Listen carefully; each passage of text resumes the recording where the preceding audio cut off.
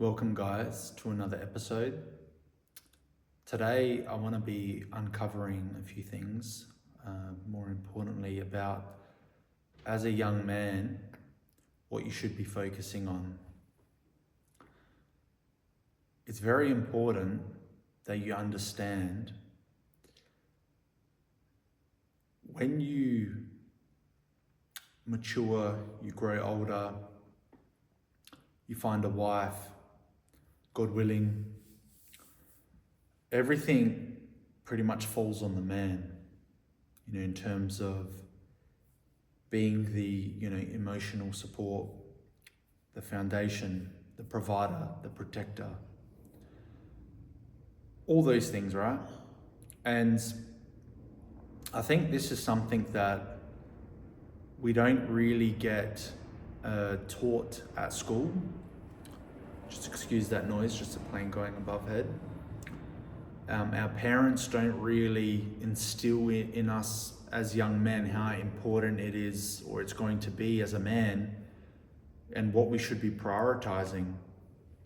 From experience, my parents obviously did the best that they could, but I think there's a bit of a misunderstanding in terms of, a lot of parents think you just, send your kids to school or sons to school and somehow they're gonna, learn how to be men, strong men, disciplined, motivated, ambitious, understand themselves to the highest degree, becoming a wholesome man, all right? I'm in my 30s now, and a lot of the things that I've learned now have been self-taught. The church has taught me as well. I'm, Orthodox. And God willing, I don't know, maybe one day I become that guy to help, prepare men to becoming a man, all right? And when I say a man, I don't mean a biological man, all right? I'm talking all these things that I've just listed, what you should be focusing on as a young man, building your wealth, building your network, building your relationship with God, building your character, all right? Because let me tell you something, when you get married, right? And I believe I'm in my preparation phase, because the last maybe 3 or 4 years, I've had a lot of work done on my character, things that are known to me and things that are unknown to me. And I'll explain to you what I mean. So I went to a monastery about three years ago now, and I met a monk there, the abbot of the monastery.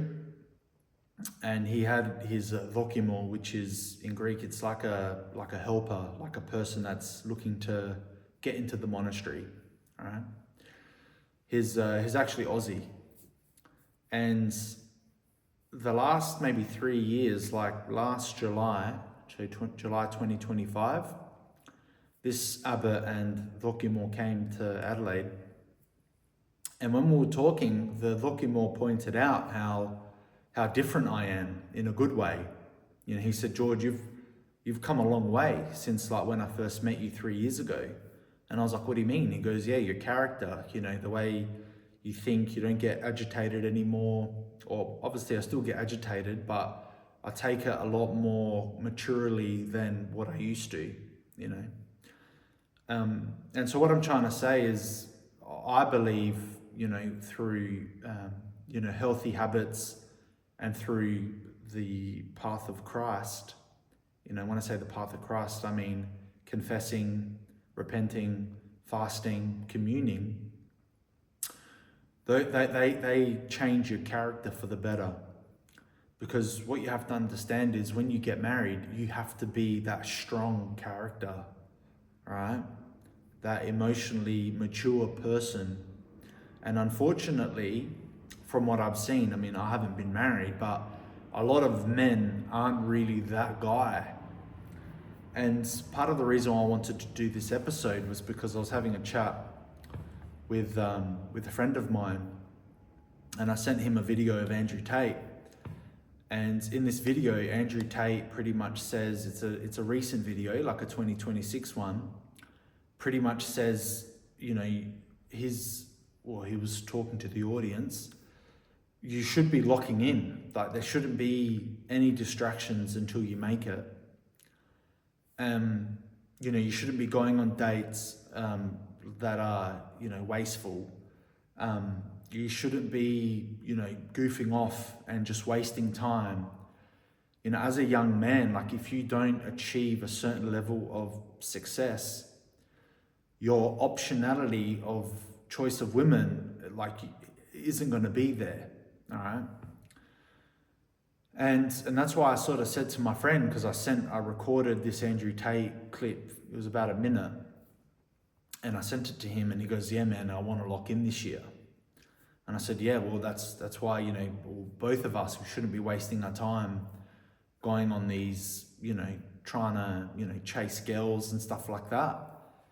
I mean, I'm trying to find a wife. So when I say chase girls, I don't mean, you know, to do anything other than like try to find my wife. But I'm at a understanding now that before I do find her, like, number one, I need to work on my character. Number two, I need to achieve a certain level of success, because, you know, I don't want my wife working, you know, God willing, I want to have a big family. And yeah, I want my wife to be that traditional, like a trad wife, right? But in order for you to, I guess, ask that of a woman, are you that man yet?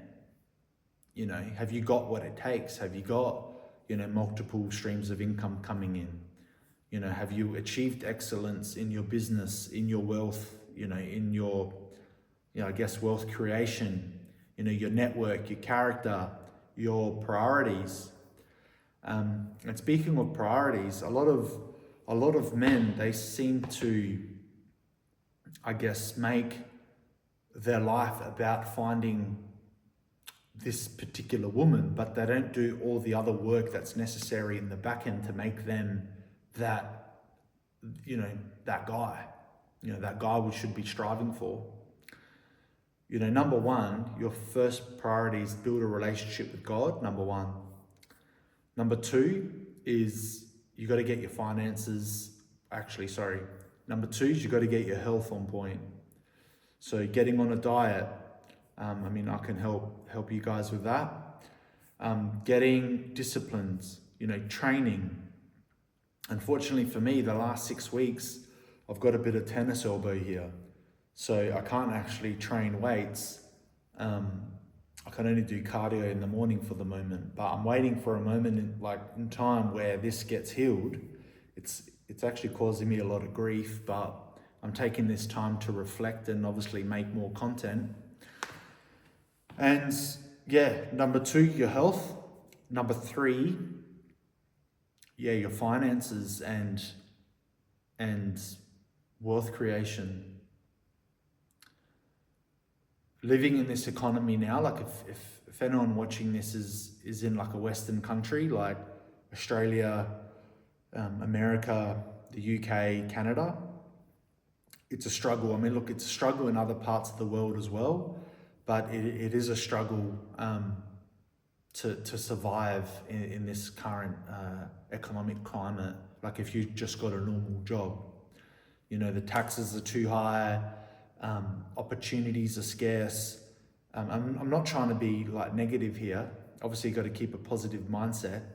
But what I'm trying to say is, if you go down that normal, you know, job route where, you know, you got like a normal 9-to-5 job, it ain't gonna cut it. It's not gonna cut it. Not in this day and age. I'll tell you what I would do if I could turn back time. So, yeah, the only way you're going to be able to make it to earn maybe $300,000-$400,000 a year, which is probably what you need to be able to have your wife stay home, have 4 or 5 kids or 6 kids, live in the leafy suburbs, drive a nice car, and be sort of, I guess, protected in a sense. You're not living in a low economic, socio-economic sort of places, because obviously, there's dangers in living in those areas. You got to be able to make or generate a lot of income, or assets, investments. A lot of people go into that whole Bitcoin thing. I don't really. One of my mentors said to me, George, if you don't understand something, don't invest in it. So when people talk to me about crypto, about Bitcoin, I don't really understand that sort of stuff. I don't want to waste my time investing in that sort of stuff. At the moment, I'm sort of doing a bit of e-com and like property, sort of land subdivisions and stuff. So I'm sort of going all in on those 2 avenues, e-com and property. And yeah, so if you're sort of, looking to just pursue that normal route, you're going to struggle, and you won't really see the struggle until you get married, until the bills start coming in, until there starts to be arguments and stuff like that. And look, don't get me wrong, even if you do make it, you could select the wrong woman and still have a miserable life. I'm not saying just because you make it, everything's, hunky-dory. But getting to that point, your chances of, optionality of women increases. And you've got time to be able to, select the right woman. But so I was telling my friend that this year, especially for me, I just want to lock in. I don't want to get distracted. I don't want to, go out, waste my time, or go on a date unless it's a potential maybe wife. I mean, look, I'm a bit different because I'm getting older, I'm not getting younger. But if you're in your 20s, I wouldn't be wasting your time, trying to date some girls, because I'll tell you what happens. Say you're in your early 20s, yeah? And I made the mistake of doing this. You're in your early 20s, you got a date here, going out with your mates here, you might have a trip to Europe booked. All those things are literally like delaying your success path, all right? So you might think you're cool, date with this girl, you might hook up with this girl, but like in the end, dude, none of that stuff means nothing. Like you're gonna literally waste your 20s chasing all those things that aren't building your ideal life. But I'll tell you what does build your ideal life. Like if I was in my early 20s, I would lock in, get under an apprenticeship with someone. And when I say that, like, if you want to go the trade route and you want to be a bricklayer or a plumber, find the best bricklayer or plumber in your state, all right? And do your apprenticeship under them. And that way, after 4 years, I mean, you still get paid, but after that, and you get your license, you'll be set to, start making, a good income, especially if you're in Australia. But trades are very scarce, and, some plumbers are making 150,000, 250,000 a year. So that can help you set up, you do that for 5 years when you get your license, and then you've got money to invest in property and stuff like that. So it is a means to an end. Or this is what I would do if I could turn back time. And unfortunately, I didn't really have anyone tell me these things, so I'm telling you guys. But I would get a sales job, either in car sales or real estate. And the reason being is because when you are in a sales job, you can start stacking commissions, right? So if you're working at a car sales job, working at Toyota, they might give you like a base salary, maybe 60 grand a year, but then every car you sell, you make commissions. So, don't go working in the finance sector, don't go working in the, admin, or don't go working in, the mechanic. No. You want to work in the sales, because with sales, you earn commissions, all right? So do that. And a lot of people say, oh, I want to be a business owner. Dude, I'm telling you now, that's a very slow way to getting to where you kind of want to be. And when I say slow way, like if you go down that traditional route of being a business owner, brick and mortar, then you got staff and insurance, rent, all these things. I mean, don't get me wrong, they're good at character building, but if I could turn back time when I was in my early 20s, I wouldn't try to worry about being an entrepreneur. I'll just get straight into sales, because you learn so much about sales. You learn sales, communication, and then you just start stacking commissions. Do that for 5 years, you might have 300,000, 400,000 saved up. Then you can go buy a property, you know. So yeah, so this video is just about just locking in. And yeah, if you guys have any questions and you want to reach out, jump on the phone or something like that, yeah, feel free to reach out to my Instagram. It's just GeorgeDemo_. And yeah, hope everyone has a good day, and we'll see you next time.